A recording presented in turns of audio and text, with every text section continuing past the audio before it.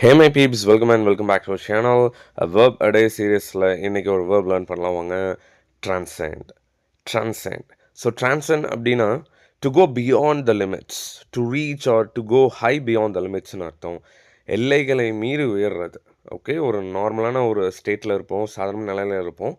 அதை தாண்டி நம்ம மேலே போகிறோம் அப்படின்னா we are transcendingன்னு அர்த்தம். Well, a good example.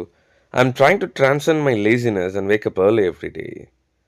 I'm trying to transcend my laziness and wake up every day.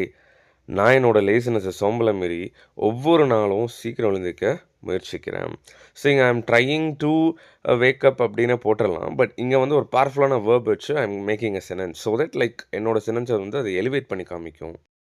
More then sentence it elevates the emotion of the sentence, right? இந்த emote பண்ணுறது நல்லாயிருக்கும். ஸோ நீங்களும் ட்ரான்சன் அப்படிங்கிற வேர்பை வச்சு make a sentence and drop in the comment box. But before that, I have got something to share with you people. 1 lakh daily use sentences. இந்த மாதிரி நிறைய சூப்பர்பான verbs, slangs, phrases, idioms, daily use sentences, phrasal verbs, expressions இது எல்லாத்தையும் வச்சு 1 lakh daily use sentences நம்ம compile பண்ணிட்டு வரோம்.